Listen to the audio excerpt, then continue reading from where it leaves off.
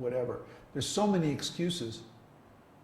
But the real devotee doesn't listen to those excuses that his mind is making.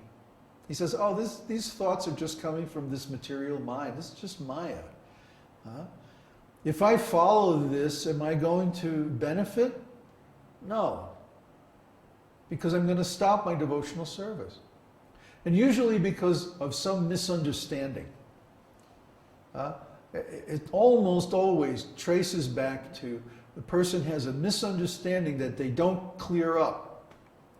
They have a misunderstood term or a misunderstood relationship. And because they don't find the actual cause or the actual meaning of that term or that relationship, they give up. I've seen this happen literally thousands of times with my own godbrothers. They didn't understand really the dynamics of what was going on. They were taking Krishna consciousness or the esoteric teaching as an ordinary religion, something external to themselves, and identifying with it as an external thing. Oh, I'm a Hare Krishna. I belong to ISKCON, or I belong to this temple or that temple. And then if something disturbs that relationship, then they think, well, then I'm not a devotee anymore. No. No, you're always a devotee. Everyone is always a devotee, eternally. Everyone is related to the Supreme Personality of Godhead eternally. The problem is, they did not make that relationship, they did not internalize that relationship. Their service relationship was there, but it was external. There's something I do with my body. They didn't take this into their heart of hearts and say, this is who I really am. This is my spiritual identity. They missed that part. They thought that being a devotee has to do with belonging to a certain group or doing certain activities with their body. But no, those are just external. It really has to do with who you think you are. What is your identity? What is your consciousness? And by filling the consciousness, almost everything we do is predicated on our sense of identity. So if our identity depends on something external, then it can easily be disturbed. But if our identity is internal, if it's only dependent on our consciousness or our intention, then nobody can mess with that. Nobody can change that. And that's actually the way it is. So, our consciousness is eternal because consciousness is a quality of the spirit soul. When the spirit soul leaves the body at the time of death, consciousness, personality, individuality, everything, all of those subtle qualities of the soul disappear at the same time. Therefore, consciousness, because it can't be measured by any physical device or instrument, there's no physical experiment you can do to prove the existence of consciousness. It's only subjectively visible. You can't objectively observe consciousness. So consciousness is transcendental like the living entity. We have to have a category of transcendental existence in our ontology.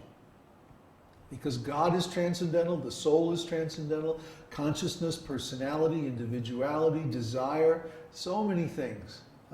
It can't be measured by any physical process.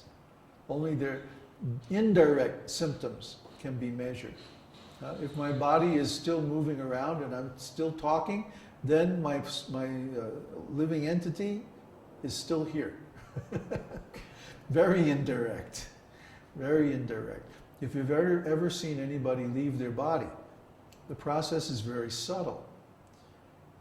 But if you are sensitive to such things, you can feel the exact moment when the soul leaves the body. You don't have to have all kinds of, EEGs and EKGs hooked up to the body to know when the soul leaves the body. You can know just by observing, by feeling the consciousness of that person, by feeling their energy. So these are all subtle symptoms of the presence of the soul, but the soul itself is absolute. The soul exists eternally along with Krishna. and can never be destroyed. That's the first thing that Krishna teaches Arjuna in Bhagavad Gita. Arjuna, why are you lamenting? A wise man doesn't lament.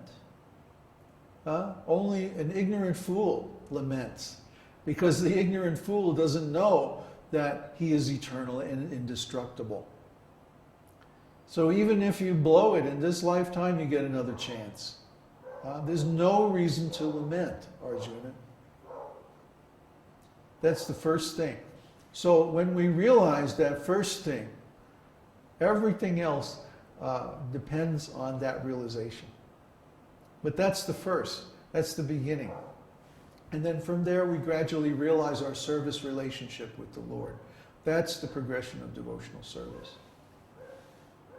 Do we have any more questions? Comments. A comment? When we are happy, we are not aware of time, because we're thinking constantly in the pastimes of Krishna. We stop thinking in time and makes things go faster in the material world. That means that when there's 10, 20 or 30 years, when we are with Sri Krishna, we know that time won't affect us, who we really are. Who is that, Bud? Erika and Aurora. Not exactly. Lord Chaitanya says, feeling your separation, I am considering each moment to be like 12 years or more. When we're meeting with Krishna, when we're in touch with Krishna, then time seems to go fast. But when we're in separation from Krishna, then time goes very, very slow. Both are necessary for developing devotional service. Meeting and separation. That's why one of the names of Krishna is Madan Mohan. Madana means meeting or beautiful. Madana, the English word Madana, comes from the name of Krishna. Madan means to meet the Lord. And Mohan means to be separated from the Lord. When we're separated from the Lord, we're suffering. But that suffering is bitter and sweet at the same time, because the suffering is in relationship to the Lord. So actually everyone in this material world is suffering because of separation from God. That is the original cause of all suffering. But most people don't realize it. Again, they objectify and identify and project the cause of their suffering on other people. Oh, I'm suffering because you're doing this to me, or you did that to me, or you took this away from me, or you called me a bad name. Actually, none of these things are causes of suffering. The real cause of suffering is that we've forgotten our relationship with Krishna. But because it's a negative thing, because it's born of ignorance, of forgetfulness of our real nature, we don't realize the actual cause of our suffering, and we blame it on something else. So let's say I'm suffering because I have a thorn in my toe. I was walking barefoot in the woods and I got a thorn in my toe. So if I'm trying to stop my suffering by putting something on my head, I put lotion on my head, is that going to stop my suffering? Of course not. Because the real cause of suffering is in my foot, not in my head. So if I think, oh, I'm suffering because I don't have any money, or I'm suffering because I'm getting old, or I'm suffering because I'm dying, or I'm suffering, I'm suffering because of my wife or my husband or whatever. Because you did this to me, or you said that to me. Is that going to stop the suffering? No, because that's not really the cause. Just like we're looking for love, we want love and affection in this world. But because we're looking in this world, we're not finding it.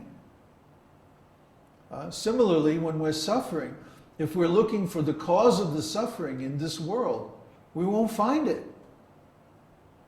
And because we don't find the actual cause, we can't cure the suffering either. So the suffering goes on and on and on. You see people going crazy about this. People go crazy this way. One lady wrote me like her whole life story. Oh, this person did this to me, and then this relative did that to me, and then my son did this, and my husband did that, and on and on and on. All this suffering, suffering, suffering. But the real suffering is, I forgot my relationship with Krishna. Because as soon as we remember that relationship, then no more suffering. Or even if we are suffering, our suffering is also in relation with Krishna. And this is difficult.